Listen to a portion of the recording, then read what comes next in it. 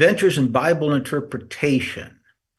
If you read the blurb, I'm going to give 3 examples of different common types of how we do Bible study, Bible interpretation. But what I want to really emphasize is less the conclusion and, oh, look, here's something cool I found, but more about the process and how. Are you seeing the arrow here? Yes, we are. Good. Okay. Keeping pet ideas honest. We all get, oh, that's a cool idea. What if this connects to that? So the idea I want to share is how to maybe be critical of our own ideas, of mine, how to, what tools and methods we can use when we're doing our Bible study and creating classes or getting ideas to make sure that they're probably valid, and if they're valid, they're useful, not just some interesting piece of information. So before we start with the Bible, okay, the advancement is not advancing. Oh, there we go. Okay. I'm going to start with an analogy of how we would look at a work of art. There's a lot of similarities here in looking at scripture, and the main idea here is before you analyze a work of art, the first thing you need to do, and there's the Bible name for this, and I'm going to be throwing a few funny words at you later, but it's called exegesis, which is just determining what's actually in the text. In this case, it's an oil painting. In the Bible, it's what's in the text. What's there? What am I working with? And I'll be seeing an example of that from Genesis 1. Of looking at text, well, is it say this or to say this? Because you can only go as far as the text allows you to go. So in this painting here by Jan Vermeer, one of the great Dutch masters, the reason I'm showing this is because this is one of his famous, well, they're all famous paintings by Vermeer. He was just fantastic artist. She's holding a balance. In fact, the painting is called Woman Holding a Balance. You may be able to determine in the balance there's little kind of shiny things in there. And for years, art historians trying to figure out or debated is she weighing coins? Is she weighing pearls? Is it just a reflection on the metal pans? Is one actually higher than the other? Just try to determine what's actually in the picture. Evidently, the conclusion now rests on there's nothing in the balance. It's just reflections. This was done by careful chemical analysis of those little shiny spots compared to the pearls over here and the coins down there, that it's just a balance, and it's balancing, and she's holding a balance. Okay, neat. Another discussion has been right there. Is this woman pregnant or not? Or is that just some style or fashion she was wearing? And so first you'd have to decide, what are we seeing? There's a cloth here, there's pearls, there's coins. What's in the background here? If you can make it out, this picture behind her is a picture of the Last Judgment, which of course was a common theme for art, European art for centuries. So once it's determined to say, okay, we know when this painting was made, we know the general idea of Dutch art at the time, a lot of symbolism. I say, what's the warrant for even proposing any interpretation? Is it just a picture? No, it's got a lot of meaning, because that's what Dutch art was, or European art. Just it's full of symbols. So the idea of a woman holding a balance, the Last Judgment in the background, there's certainly some message there. What's the message? Well, we're not sure about that. Vermeer's not here to tell us. what exactly it was, or if he wanted to leave it open. One proposal is she's depicting the balanced life, the ideal life, or she's depicting the vanity of wealth because there's lots of coins and pearls there, or she's depicting prudence in business. So different ideas, but they all depend on what exactly are we looking at. The next example here, we're getting closer to biblical imagery. This guy here, this I call a work of art. It probably was not intended to be a work of art, but a ceremonial work. I doubt if the craftsman who made this considered himself an artist as we would consider it today. But what is this? It was discovered nearly 100 years ago. It's from the royal tombs of Sumer. It's found near the ancient city of Ur. It's probably dates from the time of Abraham or possibly earlier. The archaeologist who discovered it, actually there were two of these found kind of facing each other, and they were smashed. This is a reconstruction, careful reconstruction, but these were found buried, and of course, under 3,000, 4,000 years of dirt and compaction. But they've been reconstructed. There's one here that's in the Philadelphia, University of Pennsylvania Museum in Philadelphia, and the other one's in the British Museum. The previous picture by Vermeer, by the way, you can see in the National Gallery in Washington, D.C. Sir Leonard Woolley discovered this. He was the main excavator, and he called it ram in a thicket because it reminded him, or because it came from Sumeria and it was tentatively dated around the time of Abraham. And this looks like a ram and this bush here. So he called it a ram in a thicket. Well, it turns out that it's not a ram and it's not a thicket, but the name has stuck. It's still called a ram in a thicket. It's actually a goat. If you can see these twisted horns, it's called a Markhor goat, Markhor, Markhor goat. And this thicket is, the plant's been identified. I don't recall what it is. And this animal is standing up. It's got its front legs on the stem, not the stem, the trunk of the plant here. There's its head. It's standing up. This thing looks like feathers. I don't know if it's supposed to be a coat or ribs or whatever, or it's just a fanciful beast with feathers. It's found in the tombs, royal tombs, so it was probably thought to be some type of funerary symbol or monument to the king. It's what I have heard. This is obviously not my field. Someone else talking about this, it's probably a fertility symbol, and that kind of makes sense. As you can see, the goat is kind of mounting this, and this bush or tree is identified as some female fertility symbol, and the goat is the male fertility symbol. So whatever the interpretation, the idea is here, coming over to the text. First, you have to figure out what it is. It's not a ram in a thicket. It's got nothing to do with Abraham or an artwork created to show that. Once you know what it is, then you can propose what it means. What's the possible representation? Say, is it a commemoration of this, or is it, I'll go say it's a fertility symbol or whatever. Whatever the interpretation, it has to be consistent with historical and social context. We can't decide that this, it's a goat.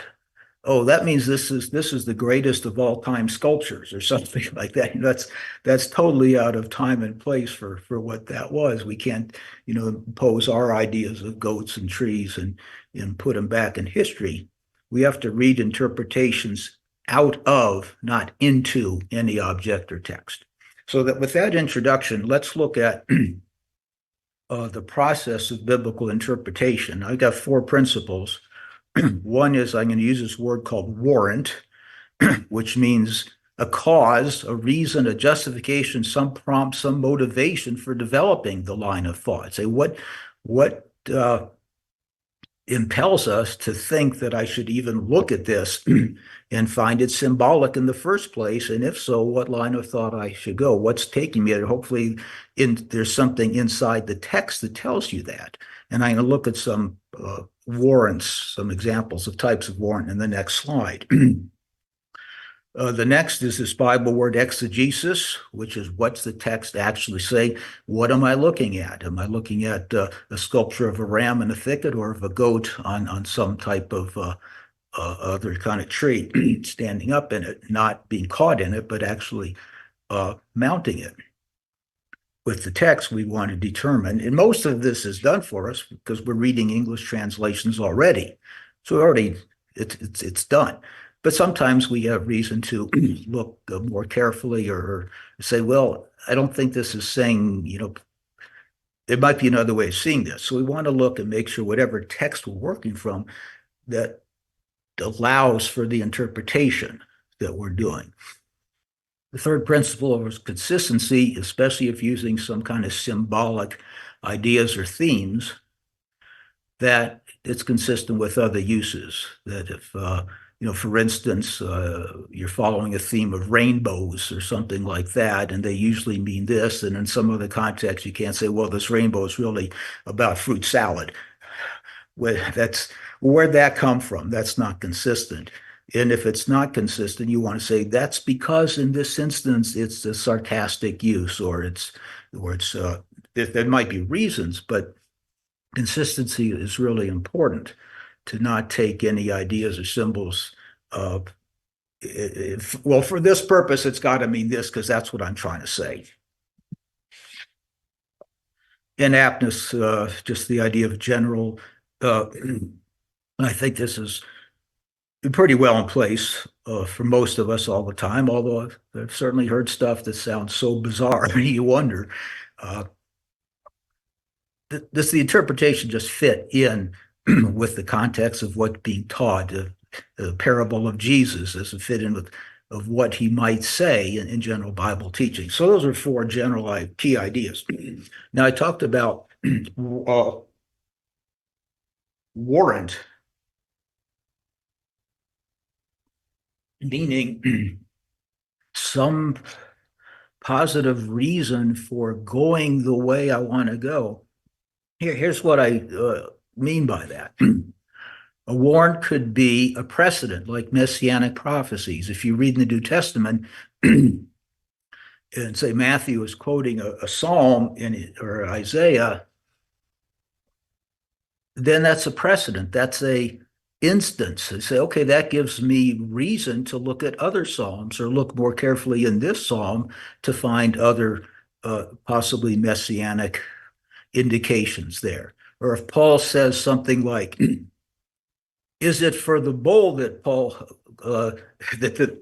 God cares about when he says you shouldn't muzzle the ox when it treads out the grain? He says, is it for the ox? He's making a point, and that gives me say, well, that means that it's fair game to look at other texts like that and say, maybe it's not for the animal's benefit, maybe he's trying to teach us also. So that's the idea of precedent as a kind of a warrant. Correlation of key words or ideas in two different texts. This is one I can examine carefully in our last third example, and it's a very common one, is let's say you're reading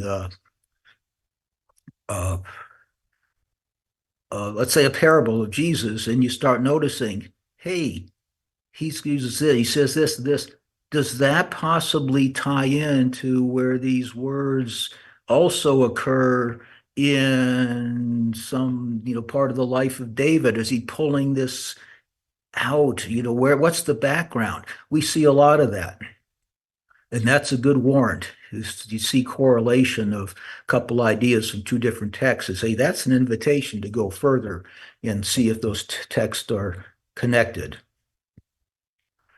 Resolving apparent contradictions. The one text says this, the other says that. That's certainly a warrant to look at them and say, why does he say in one place, he who is not with me is against me, and another place says, he who's not against me is for me? You say you look at the context. That's certainly an invitation to interpret and figure out what's going on. Anything that's obviously symbolic, like the revelation, you say, well, I know I can't just take this as it is. It's not literal. What does it mean? So a lot of symbolic texts are invitations or warrants for interpretation. Poetry, parables are almost always invitations to look further and say, what might this mean? You read a metaphoric statement like circumcise the foreskin of your hearts. Well, what does that mean? Your heart doesn't have a foreskin, and if it did, you don't want to circumcise your heart with a flint knife. This is nasty. It's got to have some other meaning. So any type of statement like that is certainly an invitation or warrant for interpreting what it might actually, the message might be. Last one is filling in the dots, connecting the dots. All the historical narratives are necessarily highly compacted, and what actually is happening on the ground in between point A and point B in the life of Jesus, life of David, Samson, talk any historical narrative text, is just a lot of stuff to fill in. And those are certainly what I would call a warrant for interpretation and creating the narrative. So here's the three. I'm going to pause a little bit later for questions. Right now, I do want to introduce this. Three common modes of interpretation. These are my three examples. What I mean by a common mode is a theme. Bible classes, Bible studies often are based on a theme, a key word or a key idea, and you want to take it from the beginning to the end, right? From Dan to Beersheba. Fill it out. All the places where this idea or this word, maybe it's a place name, and you trace it and you go all the way through. That's one of our, let's say, common or principal methods of developing Bible exposition. And I'm going to look at an example of that and then how to look at it critically to see if that's valid. Symbolic language and metaphors is clearly another one. Run into that a lot, and one of my examples will be on that. And what I'm going to introduce a big fat word for this later, scriptural self-reference, that those correlations between text, where you discover that a parable of Jesus is based on some incident in the Old Testament, or stuff like that. We're going to look at a correlation between a psalm and a historical event. So here's the first one. And for all you New England folk up there, I don't know who this guy is. Probably some of you do. I do know he's wearing a Boston uniform. Michael Napoli. Mike Napoli. Okay. Is he still with the team? He is not, but he won a World Series with them. Okay, so he's okay to put on there? Absolutely. He had a lot of home runs in his time here, David. Good player. Okay, good. I kind of chose it because I wanted to see a picture of going for the fences, hitting it from Dan to Beersheba, just knocking it out of the park. And that guy looked like a brute. And he's got a swing there, and that is some home run that he hit. And it's a nice picture too. I like the composition and the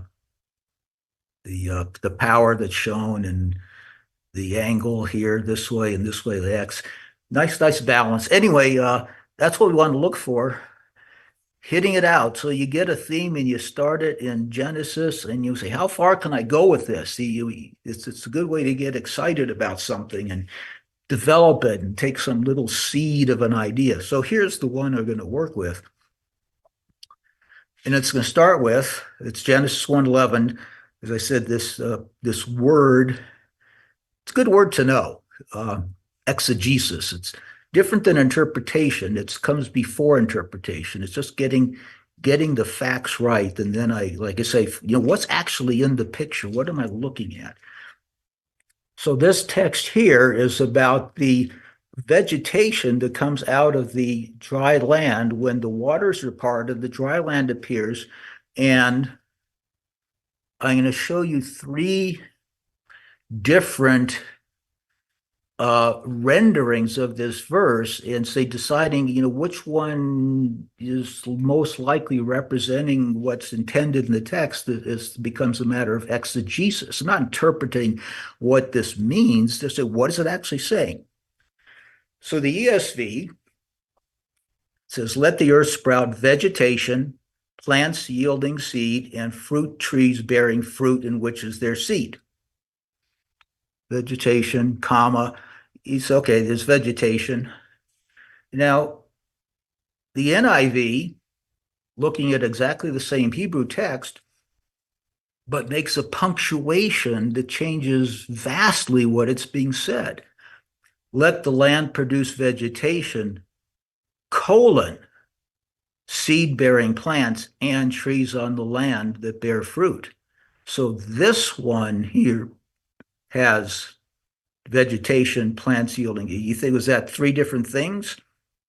Or is vegetation a general class of which these two are specific? Same text, but two different ways of rendering it. The third way, in the KJV or the NKJV, makes it explicit. Let the earth bring forth grass. The word translated vegetation now is rendered grass. The herb that yields seed, and the fruit tree that yields fruit according to its kind, whose seed is in itself. So you look at the same Hebrew text and you've got three options here. Are we dealing with a general category and two different specific types of plants? Or is it this sprout vegetation, whatever that might be, and plants and fruit? Or is this actually grass, herbs, and fruit trees? You can look at the words and probably not come to a conclusion. You can look at the comparative days of creation and see, well, which one kind of matches up with the stars or the sea animals or the land animals or how God works. I say there's a reason why these are different, because I think all of them are possible. It's a difficult matter of exegesis, but my opinion is that it's three different things. I think this matches up most clearly with the other creative days, and also it has this feature which is very distinctly in Genesis: grass, herb that yield seed. So the second description is longer, and then the trees that bear fruit that contain seeds. So that's clearly three different types of things, even though this first word that can be rendered grass can also mean green stuff. It's even more general than that. It's hard to explain how in English, it's actually the noun cognate of the verb where it says, let the earth bring forth. It's like, let the earth bring forth stuff that comes forth. But in Hebrew, that's knowing how sometimes words are kind of generic. But I think this is probably where it's going. So once I make a determination that this is what the text is there, now I can work and say, well, okay, grass, herbs, trees. Is there anything to go beyond that? Just take it as it is, and okay, let's move on to the fourth day and see what's coming up there.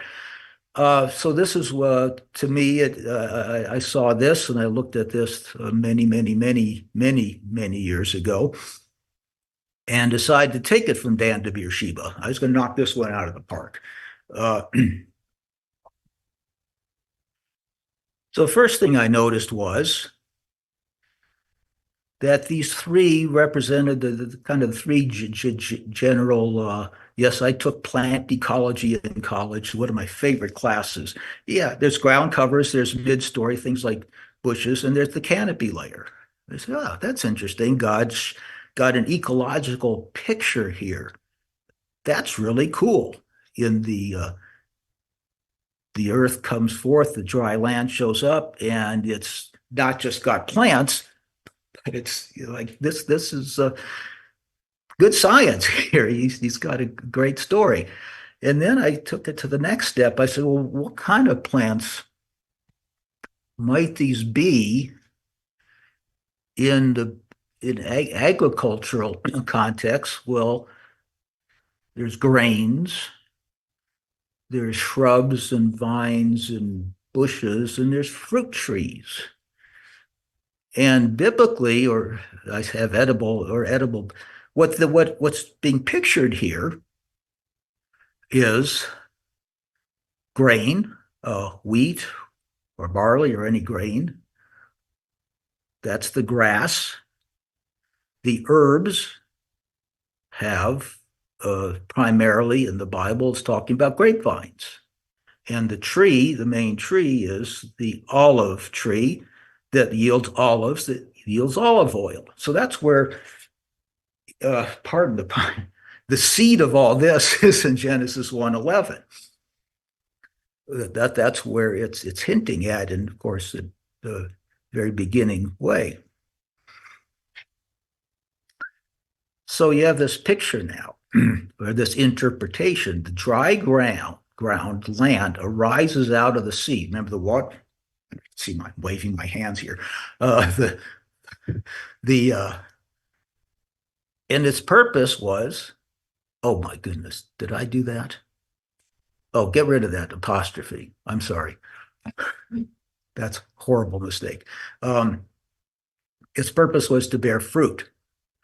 And this becomes now a symbol when you, because a lot of places you read in the Bible about the grain and the wine and the oil. For instance, this passage from Deuteronomy, if you serve him with all your heart and all your soul, he will give you rain that you may gather in your grain and your wine and your oil. This is a reference back to Genesis 1:11 of the creation of the dry ground, or the earth, the same name for the land, the land of Israel. That's in there. And in places where Israel disobeys God, like this prophecy from Joel, the grain is destroyed, the wine dries up, the oil languishes. There's a number of places where you read that type of text. And what it's say here, I'm in Beersheba now. Genesis 1:11 is home plate. I'm really mixing these metaphors amazingly. Or that's Dan, and I'm going all the way to Beersheba with this. Is that what we see way back in Genesis 1:11 about these three categories of grain coming out of the land? It's a picture of baptism. It's a picture of Israel Israel coming out through the Red Sea. God wants to see fruit, the fruit of the Spirit. If you develop that, I will take care of you. That's a symbol. And when Israel doesn't develop fruit, it's not God is taking it away. They've already done that. The grain is destroyed. It's because they have not brought forth the fruit of the Spirit that they become cursed. So it's a symbol both of natural and spiritual Israel. Okay, that's where I took it, but it's all based on if there's actually those three categories in Genesis. If that's the right exegesis, then I'm justified in going here. I'm not 100% sure that is correct. I'm pretty sure. I look at that a lot, and in my mind, well, is it there? Is it not there? It's a great story if it is there, but I'm not 100% convinced. If those three things are indeed indicated by the text in Genesis 1:11, then I think this is valid. And it's hard not to see it. it's also hard not to see this and then not look back at Genesis 1:11 and have that kind of twist my mind into believing that's got to be what it says because here's where it go. It's probably not the best way to interpret scriptures, justify our conclusion that say, well, it's got to be there because the rest of this looks so good. Well, maybe it is.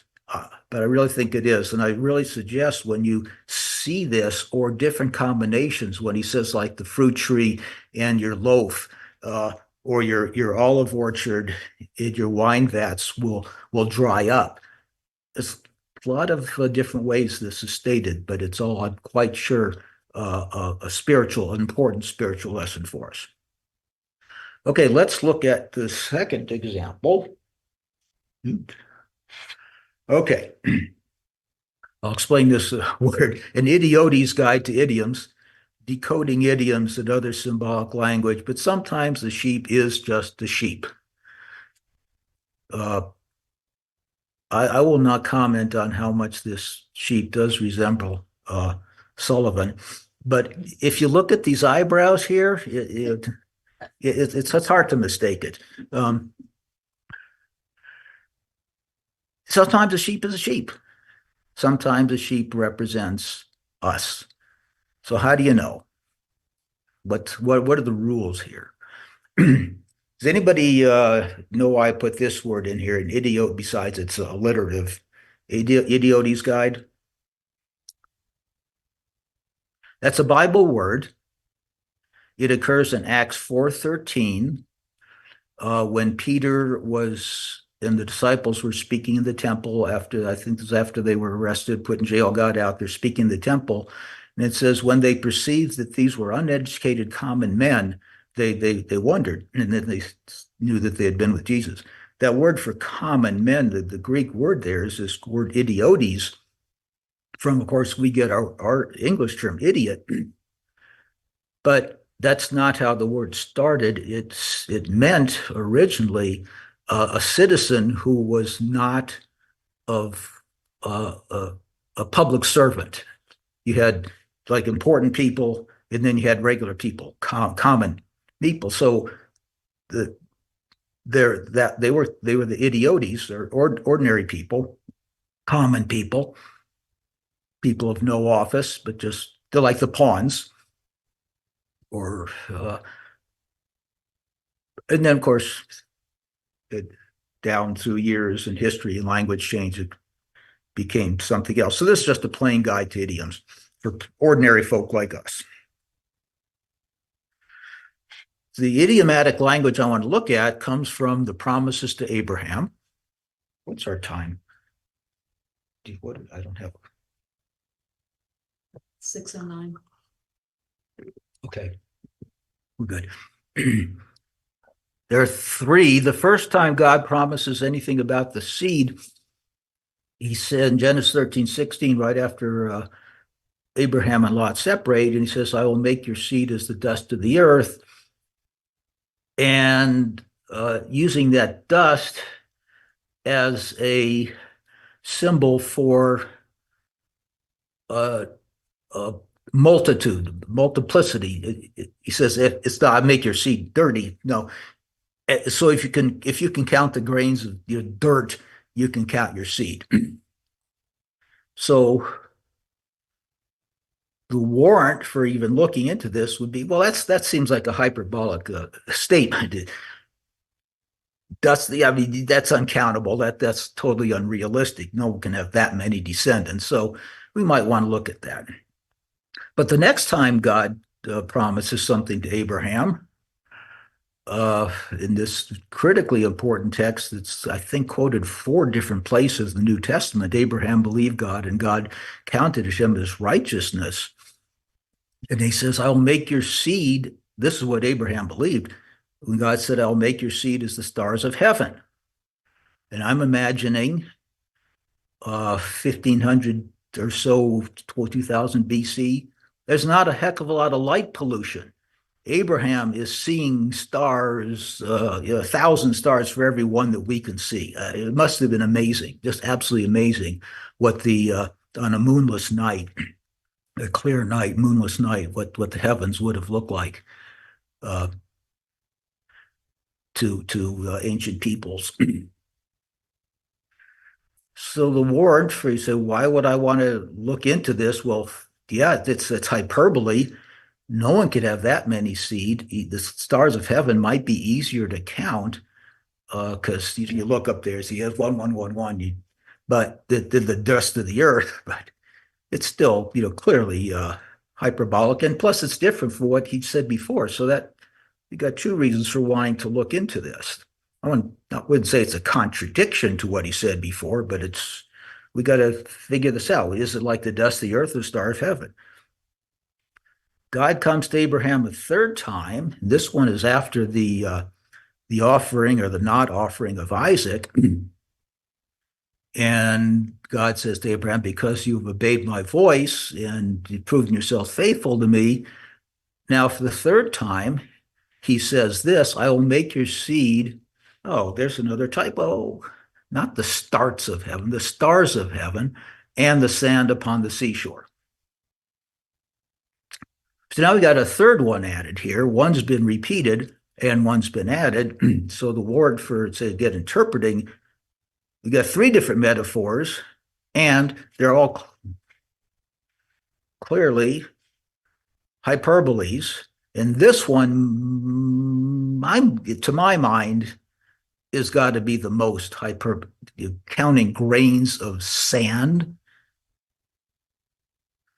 I mean, even in a tiny amount, a handful of sand, you think of the seashore, the whole oceans.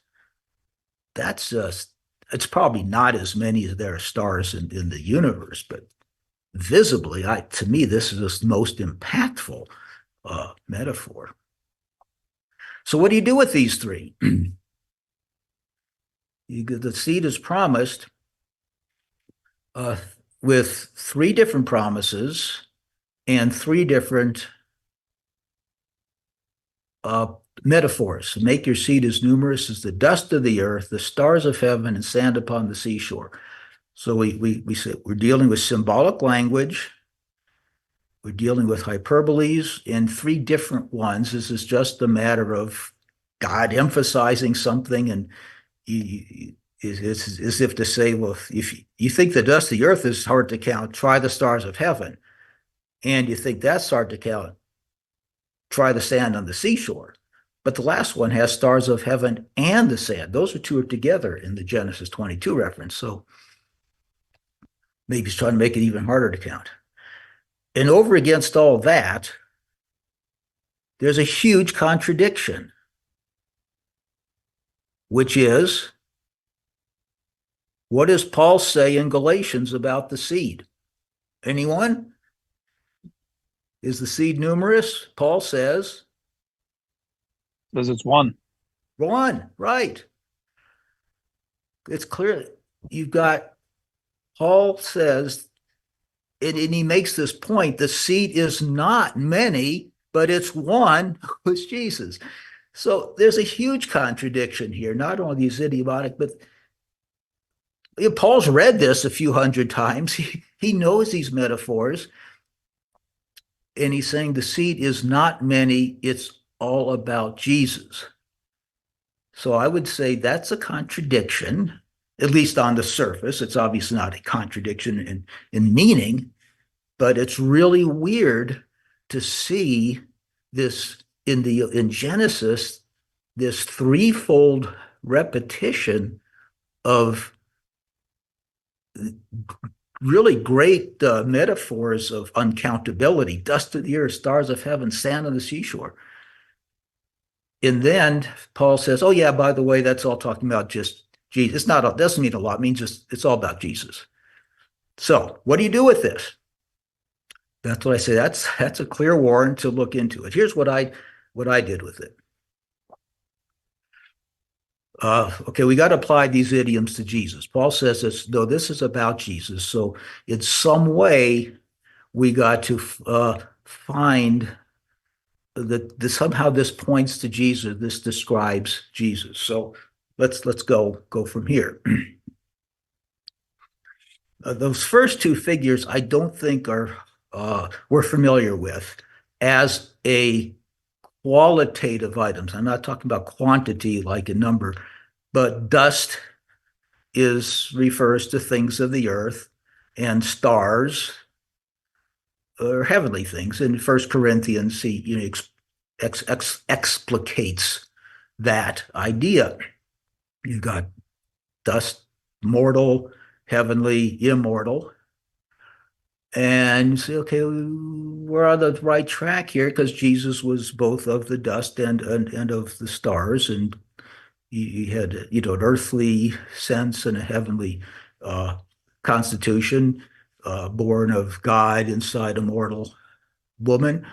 So we're okay there, I think, getting someplace. Sand on the seashore. The sand on the seashore is not used as often as those figures, and it doesn't show up in the New Testament. But if you look at the references where it does show up in the Old Testament, it's associated with concepts of authority, rulership, and dominion. Jeremiah, this text here says, I have placed this sand as a bound for the sea, that it should go no more. And if you take the sea for its symbolic meaning, unruly peoples, and the sand rules, the seashore rules it. 1 King 29 is about Solomon's wisdom, that God gave him wisdom as the sand on the seashore so he could govern his people. It's about governance. These two references here are about armies that are described as numerous as the sand on the seashore, military authority in that case. There's not a whole lot of places, and there's some not parallel, but partial. There's a lot of places that just talk about sand. There's a lot of places talk about sand of the sea, but this specific one here, sand on the seashore, if you just restrict it to that, you get a consistent picture of how that is used. And now we can say, well, yeah, okay, we can see how this would apply to Jesus. He is, mortal person. He's immortal, and he is certainly the authority, the ruler, the man who is given all things. God gave him dominion over all things. So I think we're on the right track here. And taking it one more step, in looking at these three now as, I say, three chronological aspects of Jesus, that he came first as a mortal human. After his resurrection, he is immortal. He is now as the stars of heaven at the right hand of God. When he returns, he's still immortal, but now returning as a ruler. And those two figures of speech, the stars of heaven and sand on the seashore, were joined together in Genesis 22. So the third prophecy now would describe Jesus after his return. So this all fits together. It correlates. It makes a nice story. I think it's really cool. But looking at it critically, you'd have to say, would Abraham have any idea what that was all about? Was this just written for our sake? Does this make any sense without all the other Bible references? It's just something that was written. How would this metaphoric idea been important to people who didn't have Judges or Joshua or First King to read to see how it's just used in Scripture? So again, I have a little reservation, or maybe maybe it's okay. Just say, no, this was, Abraham got what he got out of it, and we get we can see it because we don't have the God talking to us directly. God talks to us through a scripture, and this is how he does it. So like the previous one, Genesis, it's terrific. I like the outcome. The validity of it, is it anything more than just, well, it matches up and that's cool? Or is there real reason to believe that was intentional? It's hard to believe it's not intentional. Very many occurrences. And the one we're looking for is specifically sand on the seashore, or talking about the seashore, not just sand in the sea. Authority, rulership, or dominion. Where do I get that? Jeremiah 5:22, if you look at that, says, I place the sand as the bound for the sea, that it should go no further. The idea being that the seashore confines or has rulership over the waves in the sea. And we usually take, and I think with good reason, the idea of the waves in the sea is to be just people doing their people thing, uh, what do you call it, the masses, people acting like just humans. But the sea has the seashore, the sand has authority. 1 Kings 4:29, that reference was Solomon prayed for wisdom, and God says, Solomon prayed for wisdom that I may govern this people, and the wisdom that God gave him was described as the sand on the seashore. The metaphor there was his wisdom was to be used for governing, rulership over his people. These two references, I believe there's a third one.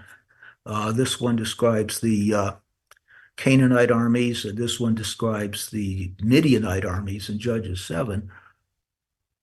But it says that they came against Israel as the sand on the seashore.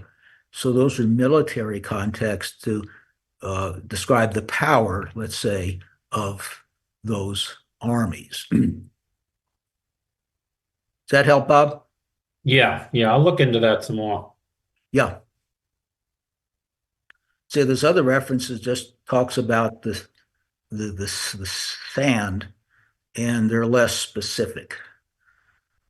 Don't have as much to go on. Say this is not as sturdy as these ideas, the dust and heavenly, which is pretty clear, but it's there, and it isn't the promise to Abraham. So why did he include that? And it just so happens those three promises happen to match up with Jesus as immortal Jesus after his resurrection, and Jesus as the immortal ruler. Okay, third example.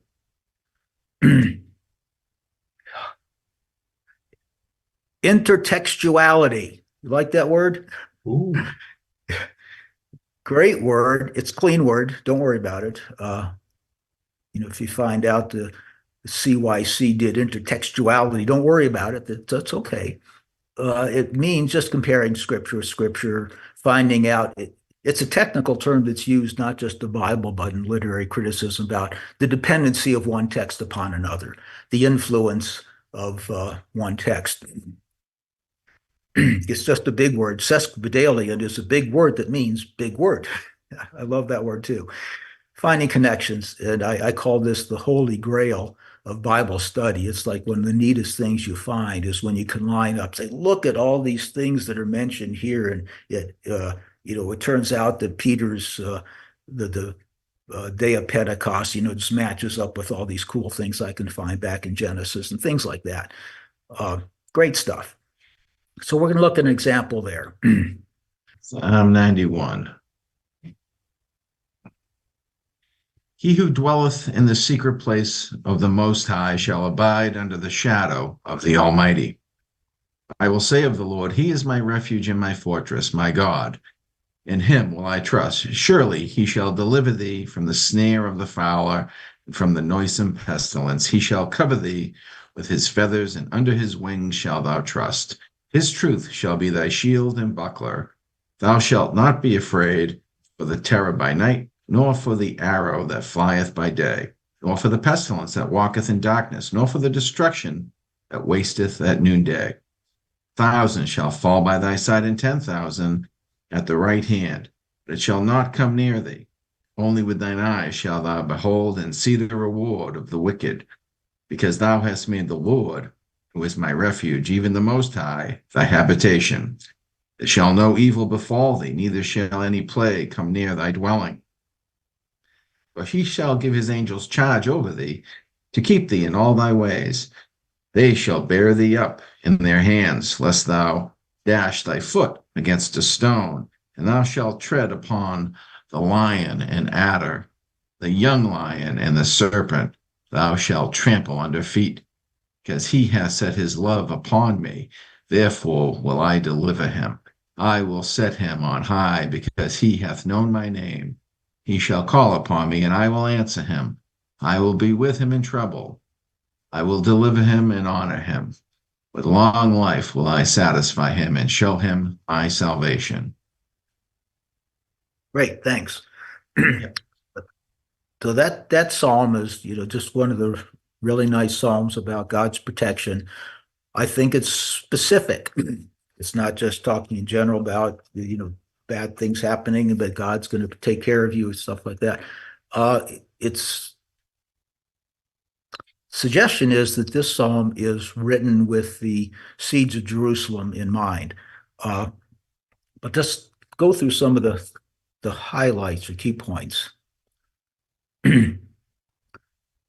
That Yahweh, my refuge and my fortress, my God in whom I trust, I will deliver him. I will protect him because he knows my name. There's an emphasis there, not just knowing God, knowing my name. Yahweh, the deliverance, deadly pestilence. God's faithfulness here is likened to a defense, a shield and the buckler. There's a terror of the night and the arrow that flies by day. Thousands, 10,000s dying, but not coming near you. Is it starting to see the picture here, maybe?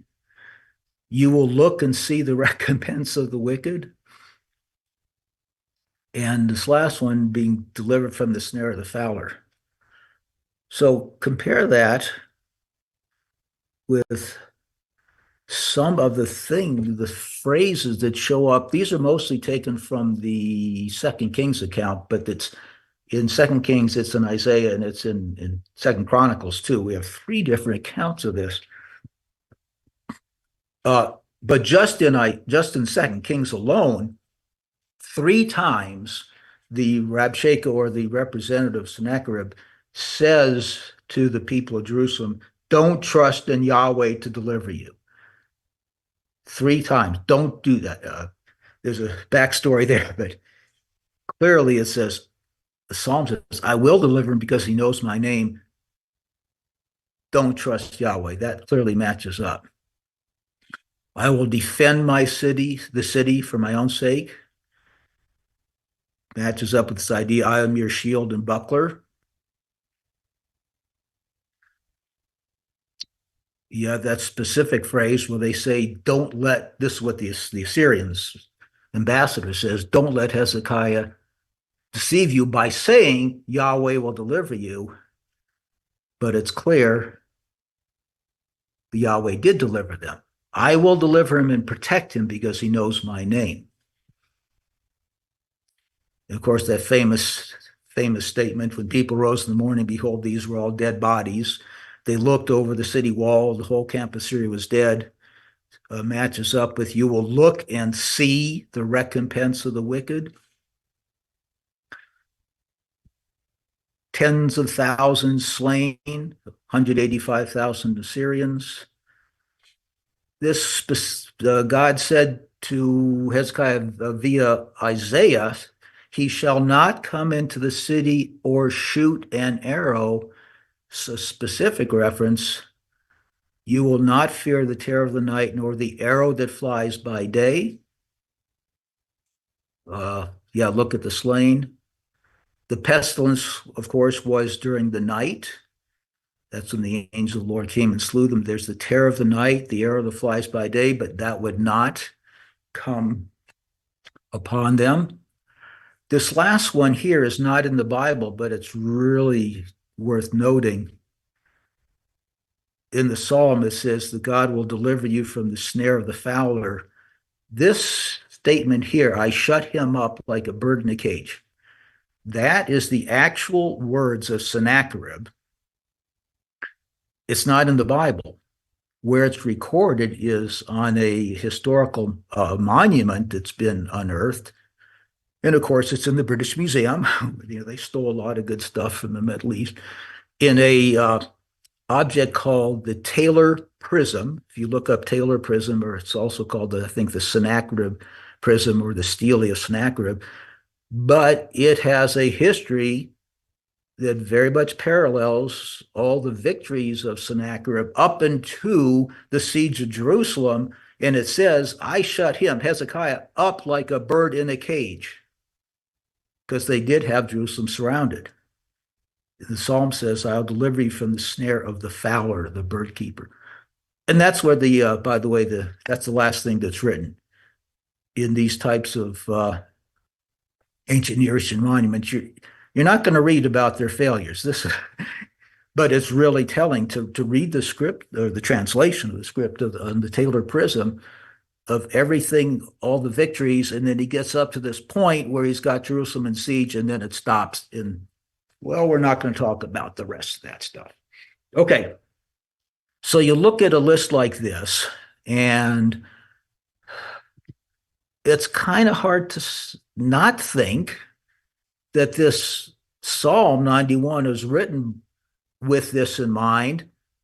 If you want to go the next step, it was written by Hezekiah, written by Isaiah. I certainly couldn't say that, or by somebody familiar with it, or somebody using this history as a basis for this.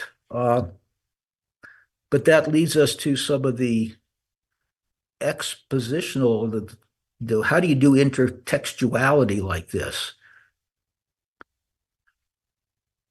How many links warrant design?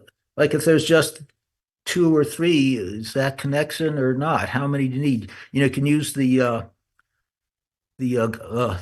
Goldfinger rule. You know that one? Famous line from one of Ian Fleming's James Bond books. Once is coincidence. No, once is happenstance. Twice is coincidence. The third time is enemy action. Or design, intention. Is there 3? Is there 5? Is there 6? Obviously, the more the better, but that's a question. That's not all yet. We're not there. Linking words. How specific? That word arrow is kind of specific. I think it's not. So that's something to weigh too. Are there really things that don't show up a whole lot? Words like death and life show up a lot. Armies show up a lot, but is something more, the arrow that flies by day, that kind of seems to me worthy of looking twice. If you see a few specific links, does that invite looser associations? The Psalm says, I will reward him with long life. So do you want to extend that? Say, well, yeah, Hezekiah's life was extended 15 years after that. It's inviting to think that way. I don't know. I don't want to push that too hard, but I want to keep myself honest here. So I'll think that way and look at it. And if there is a design, this is maybe the most important. If Psalm 191 really was written with that in mind, what's the value for us? Is this just a curious piece of, hey, that's cool. This, I can mark up my Bible now, or I can make a good Bible class with it? Or does this help me understand God's care for me, God's care for Israel? There's got to be a spiritual lesson. We don't want to ever do these lists of connections from one text to another and just say, wow, that is so cool. Maybe that is its own benefit. It's just seeing how the Bible depends on each other. But that to me is a key item, is taking any of these conclusions, saying, well, now that I know this, how does that benefit my development of my spiritual life? So there's 3 different ways of looking at scriptures, 3 types of conclusions that I've come to, or tentative conclusions that look good, but always invite, say, further investigation. You don't want to push things, but I want to see everything that is in there that the Bible's got to offer me.